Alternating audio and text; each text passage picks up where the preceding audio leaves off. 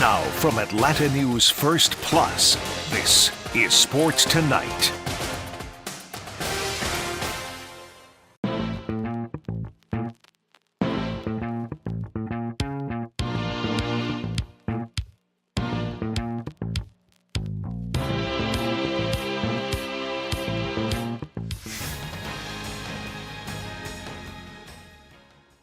Welcome into your Media Days Craze live stream powered by Gray Television. I'm Bailey Burmaster. The fourth and final day, we have Auburn, Arkansas, Kentucky, and Texas A&M in the mix on this final day. I am also joined by Aaron Mukes and Doc Holliday, and we're going to have another fantastic show. It's really funny because as much as I feel like we want to get away from the storyline that is Nick Saban no longer in the SEC, he just keeps popping back up every single day, no matter the circumstances. And yesterday, he made his bid for the national championship and said it was Georgia and Texas. That got back to some of his former players that happened to be in the building, in which they said, and I thought this was hilarious, that Saban used to tell them, don't take anything from talking heads who are out golfing on their free time. So they kind of said, we're not going to listen to him who's golfing on his free time. But how much weight do you think Saban's words have? Because Saban is a very honest guy, and he's one of the most knowledgeable coaches of all time. I mean, for me, it shows that he's trying to do his job to the best of his abilities like he's always done as a head coach, and he wants to go into it being not biased. And I probably would have said Alabama just because, he's been there for so long, and he's established so much culture there, and he's a legend. But I think it speaks a lot to the person he is and the kind of man that he is. And I do like the players kind of jabbing back at him. I think that's fun. Alabama has a chance, so I don't think they're really concerned with what he's saying, but it is kind of a fun storyline. Man, kill that non-biased thing, man. He's the Alabama Crimson Tide legend, man. I think what Saban was saying is like, you all don't stand a chance now that I'm gone. You know what I mean? But now, I understand what he's doing. He's like, I'm supposed to be unbiased. I'm supposed to be, a media person now. But honestly, he's right though. Georgia and Texas, and Ole Miss potentially better than Alabama. Yeah. But if it was me and I had been there so long, I'm gonna always say, like, I pick Memphis to win. Yeah. So if I'm him, I'm always say I pick Alabama to win. But I understand why he said what he Well, said. that begged the question after, for me at least, to say, okay, we're in the middle of season and it's coming down to the wire. Is he not going to pick Alabama? Like, this is the preseason. This is all fun. I'll be interested to see the preseason poll from all the media people as well. But, he can say it now and it doesn't really carry a lot of weight. You say that come week 7, it holds a different weight. Yeah, that tune might shift as we go into the season, especially if they start to play well in Alabama. And you see they might be neck and neck. And if I think if they're neck and neck, that tune shifts a little bit to say, nah, it's Alabama that's going to be there, not only because they have the experience, but because that's my school. But think about it. I mean, can people in Tuscaloosa really get upset with Nick Saban about anything? That's my thing. Could Nick Saban do any wrong? No, I don't. I think in Alabama Crimson Tide eyes, there's nothing wrong he can do unless he comes out on national television and just curses them out and talks really badly about it. But it's Saban. He's a legend down there, and he gave his honest opinion, and he probably doesn't mean it, but to go out and say, he's probably trying to motivate those young men that he helped bring to Tuscaloosa and he helped coach. So I can see it going both ways, but he's supposed to give his honest opinion. If, everybody knows that Alabama is not one of the top teams in the SEC this year. I mean, it's Georgia and Texas. Did you see the embrace? So I really do think the embrace between Jalen Milroe and Nick Saban on the set. Milroe literally ran across the floor to go give Saban a hug, and it was a really cool moment. It kind of speaks to what Saban meant to that team, and specifically Milroe. I thought that was a really cool moment that happened. Nick Saban is the GOAT. He really is. You can never argue it. But it's funny because that still overshadows the fact Kalen DeBoer was on the podium yesterday. Was he anywhere to be found? Not really seen DeBoer out here. Just talked about Saban, but he is the head coach now. So yeah, it's very interesting. Did you guys catch any of DeBoer's presser yesterday? I did a little bit. What were your takeaways? I don't want to say it was a little lethargic. It really was. He talked about what buttoned up. Yeah, it was very, very buttoned up. I think he was trying to kind of watch what he said. Mm-hmm. You don't want to throw any shade. He tried to pay homage to the people that had been there before. He actually gave Kirby Smart some credit. And, he did. But it just didn't seem like there was a lot of enthusiasm as far as maybe he just felt a little out of place because Saban is here. This is his first time at SEC Media Days, and maybe he's focused. Maybe he really just wants to not have to worry about that pressure of replacing such a legend. Lose games, it's going to be like, oh no, he can't replace Saban. What are we going to do? And I think that he might be feeling some of that pressure, and the closer we get to the season, it just might be building up. And I think we saw a little bit of that this week. Well, he's a different type of personality. You have to understand what he's walking into, man. Those are some huge shoes to fill. So he comes ahead. That's his personality. I heard that he's been out trying to meet people and get in front of people and talk to the media and be a lot more accessible than Nick Saban was. But, that's what he has to do. When you're replacing someone like that, and I did it at my job at Memphis. Jarvis Griver, sports director at NBC, Action News 5 for 40-some years. Yeah. And I stepped right in. So the same thing with DeBoer. It's like, okay, Saban is here. Everybody's loving him. And he's like, but I don't want to draw too much attention to myself. So I think he's trying to stay serious, show everybody that he is focused, that he does understand what Saban has done. But when you look at what DeBoer has done in his coaching profession, I think as a head coach, he's won everywhere he's gone. So I think they have the right man for the job. Well, and also you have to remember Nick Saban has his own PR person when he was at Bama. Yeah. So that's all new. And you mentioned it, DeBoer, meeting with all the media and whatnot. Yeah, he from what I was hearing, he was stopping at anyone on Radio Row who wanted to talk to him, doing any interviews he want, just to make it feel like he was accessible. And I do think that's the right way to go about it early on. Another guy that was up there is a first-year coach here in the SEC, Steve Sarkisian. Before we get into Texas, did we like the suit? I was going to ask you about that. I'm not a lot of people like the extravagant stuff. I'll be the first Debbie Downer. It was a little too tangerine. Yeah. It was given sun-kissed. Yeah. I wasn't a big fan. It was more like Tennessee orange. It's like, what? And was it linen? Like, what was the... I didn't love the color. But I'm not for super extravagant anyways. I wear a lot of dark colors. You can't tell I'm in all black. But with polka dots, though. Yeah, I wore that to match. See, what did we do? The pinks. What did you do? Miami Vice. Oh, man. Tony Montana. Tony Montana. The last day, man. Tony Montana. Listen, got to bring it day 4. Yeah, but I did like what Sark had to say, as specifically talking about bringing back Ewers and what they were able to build and having a guy like that come back and how important that is. Texas is going to be tough. SEC or not, this is a team that played well last year. They talked about that Alabama game. Beating them last year was kind of the jump starter saying, hey, we can play with the SEC now. Can they do it each and every week is going to be what they're, determining whether they can do or not. Well, go ahead. No, but just look how deep he is, man. We could talk about Texas being first-year members of the SEC, but they've had SEC talent every year anyway. You can talk about the depth. He has the depth. He has one of the best quarterbacks in college football, and he has all the skill positions, and you have the interior line. So Sark can say whatever, he can say what he wants to say, but he understands he has a big dog team coming into a big dog conference. Well, and he was asked to, obviously he said it point blank, we have the deepest team we've had in years, but someone specifically asked him about Arch Manning, which I thought was really interesting because, Quinn Ewers isn't going anywhere. And remember, at some point, Arch Manning was the third-string quarterback for Texas. And do we think Arch sticks it out, or do we see him transfer? Remember when he was going through the recruiting process, the insane reports that were coming out about how much Texas was doing to lure him to Austin. I think this past offseason was big when Ewers came back that he didn't go anywhere. Mm-hmm. And I think that says a lot.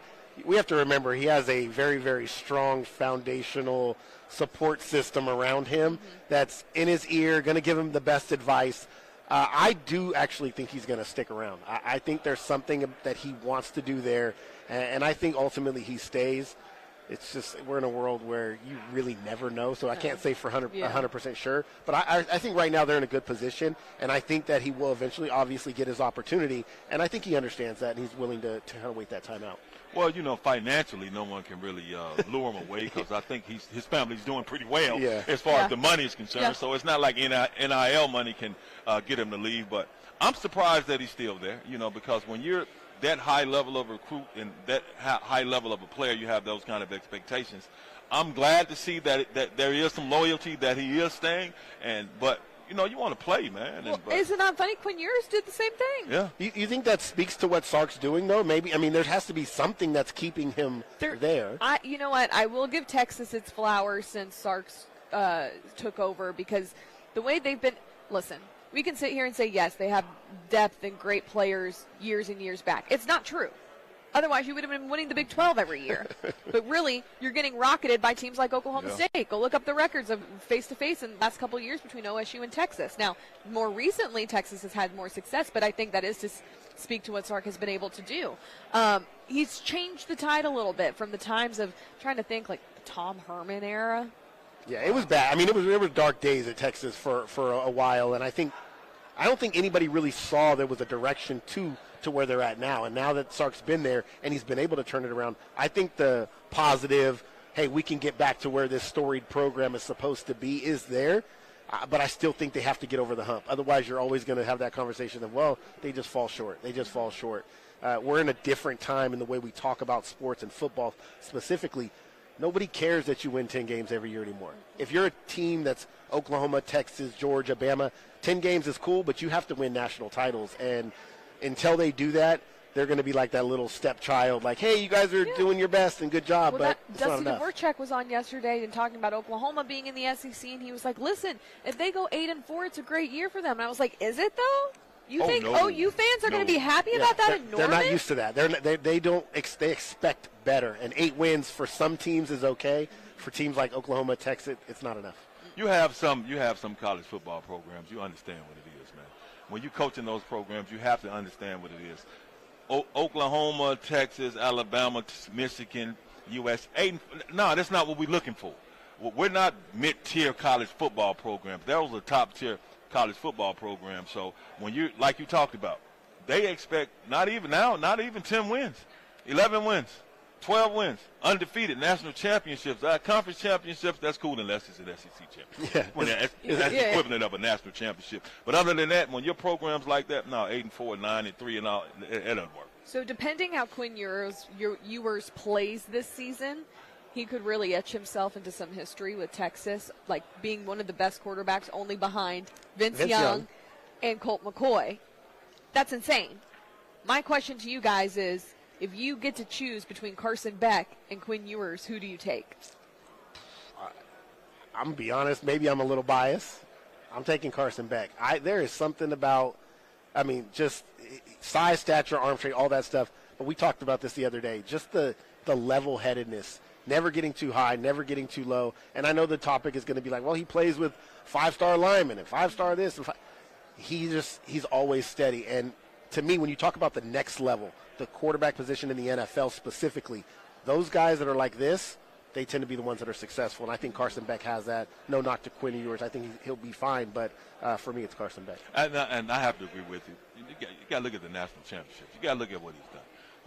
You know how to win. You have the discipline. You have the approach. Everything it takes in order to not only win, but to lead other grown men, because these are grown men on college football teams with a lot of ego, and they're making a lot of money as well. But so to get these grown men to listen to you and follow you, and you know how to win and they respect you, that's what puts Carson Beck.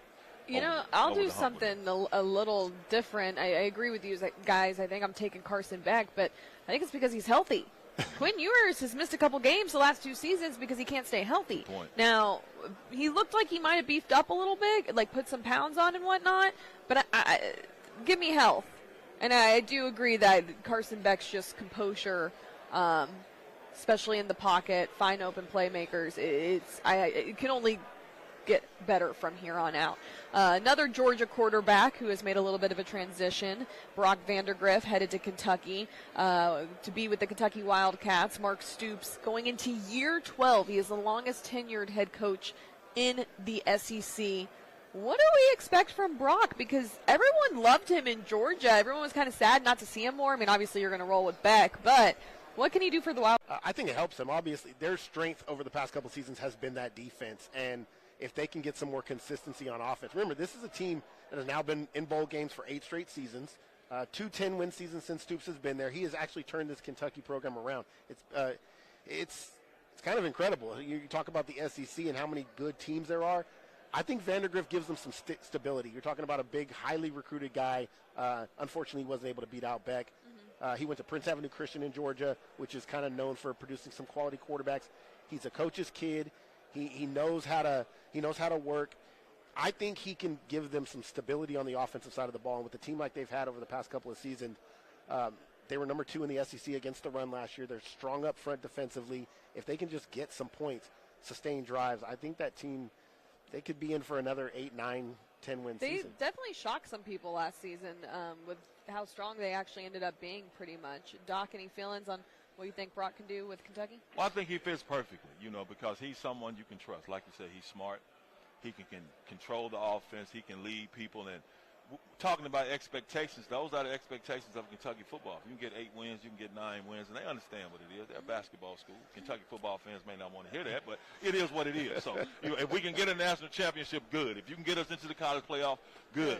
We just don't want to be in the domes of the SEC. So Mark Stoops has been able to keep them out of that, and I think bringing in a quarterback like him who can help maintain and control that offense and lead those young Royals out there, it's a good move.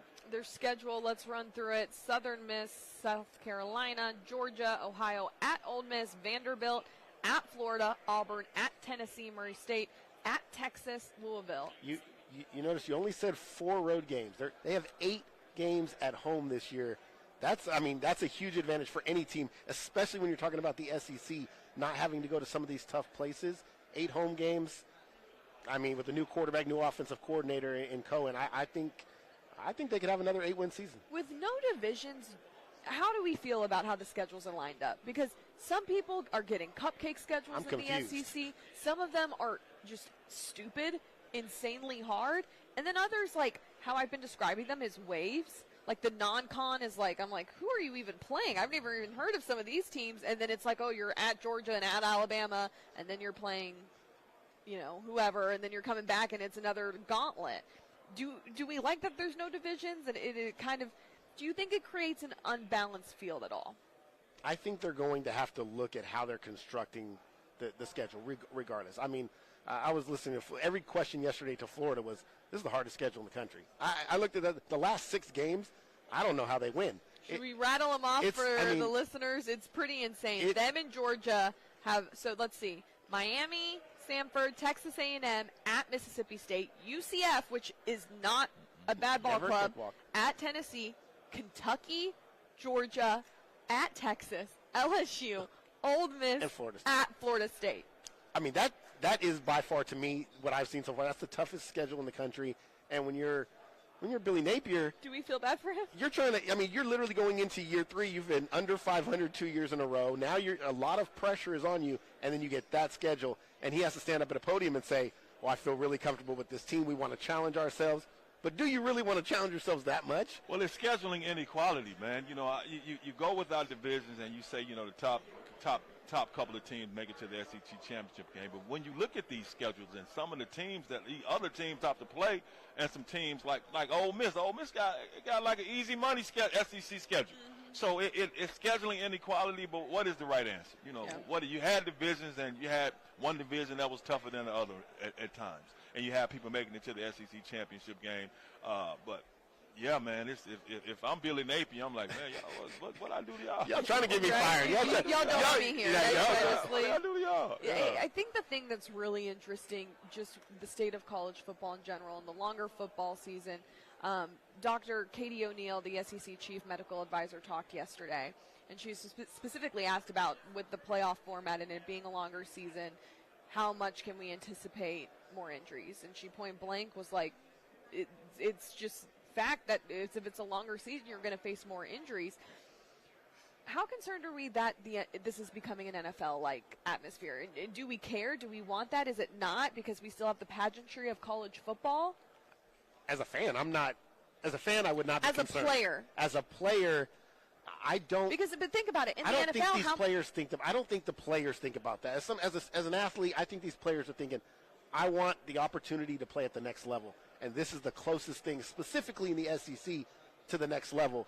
They are preparing their bodies for the NFL. The NFL is a 17-game season, likely to become 18 in the near future.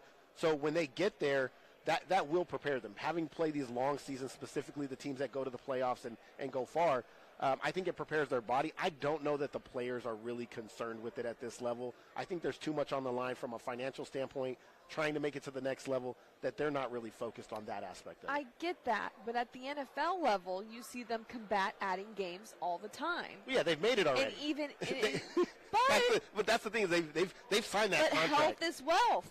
Yeah, absolutely. Longer seasons for college, you're still, once you have one injury, you're really prone to having more. And I would look at it this way, because right now it is, they're making money too. They've signed their name on the contract, and some of these top draft picks, they know they're going in the first round or the second round. You get to extending these college football seasons, they're like, hold on, dog. I'm trying to stay healthy. I may be making $2 million here, but I'm trying to set myself up and sign this $20 or $30 million. Now, it's good for college football and it's good for these programs and TV money. But when you're a player, you don't. Hey, look, man, I was cool with 10, 11 games when I was playing. Now 15 games? A lot of it's a lot of football taking place. So you look at that now for somebody that's trying to move up and trying to make a name for themselves. I can see you want more opportunities to shine on the big stage. But if you're somebody like Quinn Ewers and a top player like that, you're like, I don't need to play these extra games. What I'm curious about that I feel like maybe we haven't talked about enough is the scheduling of the 12-team format and bowl games. They're starting on like a Tuesday or something. It's like the 21st of December. And then think about it. If you are the projected first overall pick, and your team's making a run in the playoff, okay? For some reason, you kind of got a vibe you're playing this team, and you're probably not going to win and go to the Natty. Okay, let's just go with me here. You going to sit out? I think that's been the question for a number of years now. The one thing I think the NCAA has seen is with the bowl games that were irrelevant. Mm-hmm. Players that were going to be projected high draft picks. I'm not playing in the citrus fruit orange whatever bowl, Cheez-It Pop-Tart bowl, yeah, whatever it is. I'm not playing in that if I know I'm going to be a first round pick. Now it gives a little bit more incentive, because at the end of the day, as an athlete, you want to win, and if you have an opportunity to win or at least showcase your talent at the highest level, it's hard for athletes to just be like, I don't want to play. Now money's on the line, they can do that. I still think you're going to see some of that, but I think it's going to be less likely to happen now that the playoff format, those games mean something. And even though you may not feel deep down inside that you have a chance to get to the national championship, there's still that what if, man. What if we go on a 3-game stretch and, we win some games and now we're playing Georgia. So I think it's something that has shifted over time, but I do think players at the end of the day still have that competitive edge for the most part. There are exceptions. Now, I look at it this way, because, of course, you want players, if you have a chance to win a national championship, mm-hmm. you want them to continue to want to play, and you want them to continue to play. But I know a lot of people are like, hey, championships mean everything, trophies and rings. I'll go back and look. I'll be like, hey, when people win Super Bowls later on in life, what are they doing? Selling them Super Bowl rings to get some money. So it's really about the money and the financial incentives for a lot of these players, other than winning some hardware. And I think it's a fair point, because that was kind of my next question of, if with the 12-team format, does it take away a little bit of the competitive edge we're talking about? Because think about it. There's room for error. You have some cushion now. You lose a game, you're not going, okay, it's good.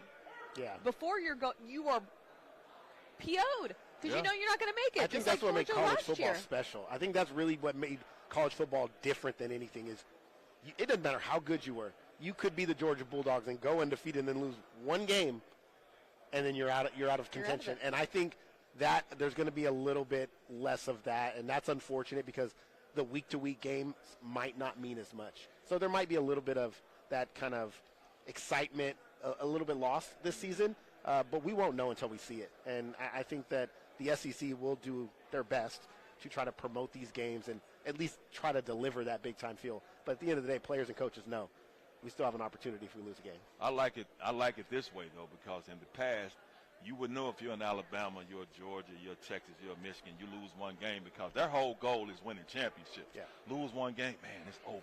But now on the other end, they're like, okay, we lost the game, but still, it's not over for us. So a lot of them can still stay motivated and stay focused on trying to get to that big dog. Well, and this helps maybe, you didn't have to do 12 teams. You could have done 6 or 8, but it definitely helps with what we saw last year with Georgia and Florida State. What about the timing of that? I mean, the year before, the whole college football playoff system is about to change. It blows up in their face with all these undefeated teams. And you know what? Georgia was valid. Florida State was valid. Everyone was valid. Yep. I felt for all of Should have them. been 6 teams. Yeah.